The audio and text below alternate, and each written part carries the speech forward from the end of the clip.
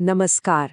आज हम एक ऐसे सफर को समझने की कोशिश करेंगे जो उम्मीदों से भरा है, लेकिन साथ ही चुनौतियों और विज्ञान की सीमाओं को भी परखता है।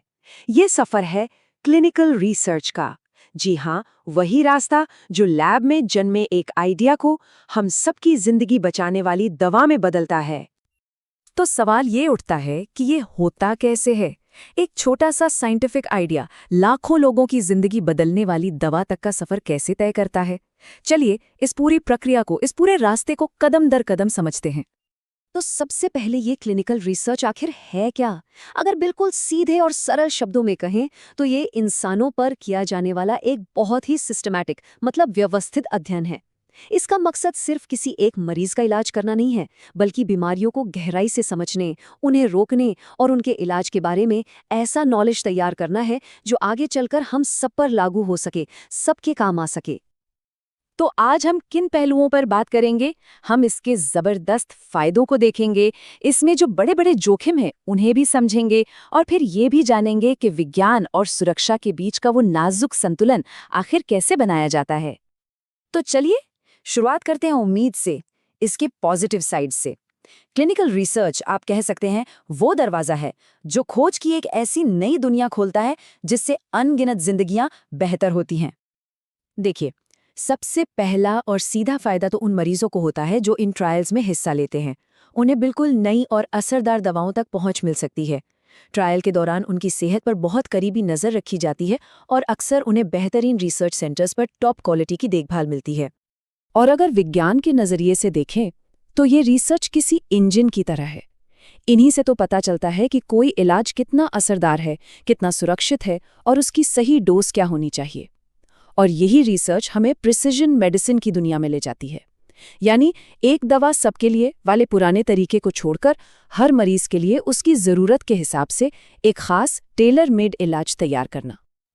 और इसका असर सिर्फ मरीजों या साइंस तक ही सीमित नहीं है, इसका असर हम सब पर, पूरी सोसाइटी पर पड़ता है।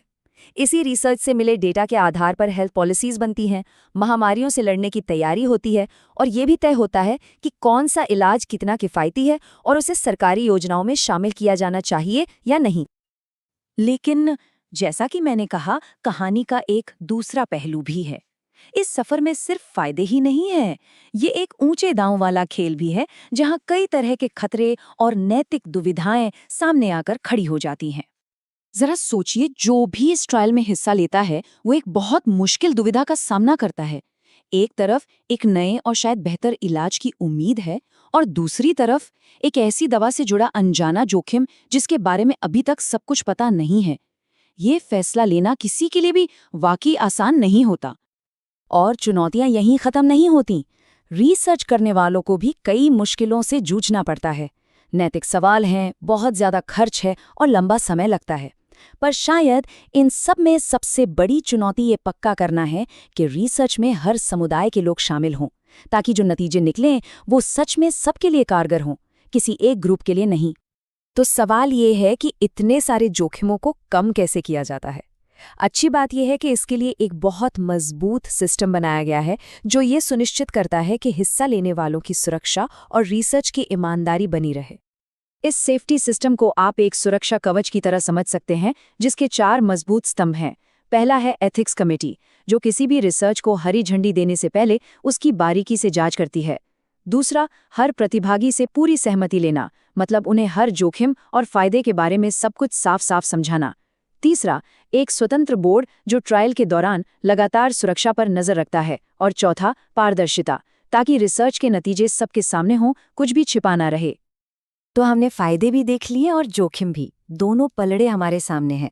अब सवाल ये है कि असल जिंदगी में प्रैक्टिकली ये संतुलन काम कैसे करता है।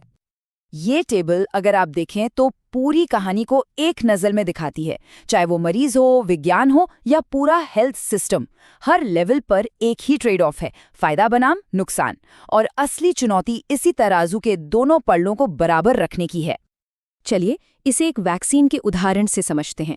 मान लीजिए मंजूरी से ठीक पहले वाले फेज 3 ट्रायल में एक वैक्सीन बहुत असरदार साबित होती है, लेकिन जब वो बाजार में आती है, यानी फेज 4 में, और लाखों लोगों पर उसकी निगरानी होती है, तब एक बहुत ही दुर्लभ साइड इफेक्ट का पता चलता है।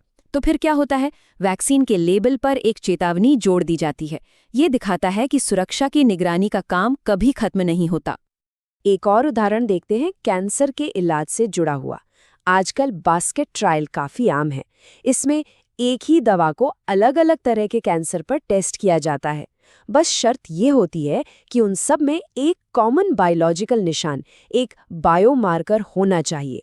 इससे होता ये है कि दवा को जल्दी मंजूरी मिल जाती है, जो कि बहुत अच्छी बात है।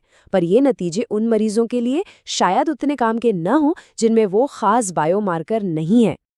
टेक्नोलॉजी की वजह से आजकल चीजें बहुत बदल गई हैं। अब लोग घर बैठे बैठे भी ट्रायल में हिस्सा ले सकते हैं, जिससे उनका अस्पताल आने जाने का बोझ कम होता है। सुनने में कितना अच्छा लगता है ना? लेकिन इसका एक दूसरा पहलू भी है। इस वजह से वो लोग पीछे छूट सकते हैं जिनके पास स्मार्टफोन या टेक्नोलॉजी नहीं है, जैसे कि कई बुजुर्ग। तो ये एक नई चुनौती है जिसका हल निकालना बहुत जरूरी है।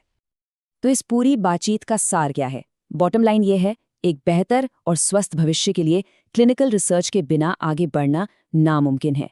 लेकिन इसकी असली कीमत, इसकी असली वैल्यू पूरी तरह से इस बात पर टिकी है कि हम फायदे और जोखिम के बीच कितना सही संतुलन बना पाते हैं। यही इसका सबसे बुनियादी सिद्धांत है। और यही सोच हमें एक बहुत जरूरी सवाल पर लाकर खड़ा कर देती है। आज विज्ञान की रफ्तार बहुत तेज हो गई है, जो अच्छी बात है।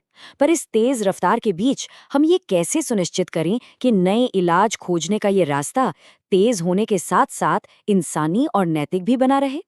ये एक ऐसा सवाल है जिस पर हम सबको मिलकर सोचने की जरूरत है।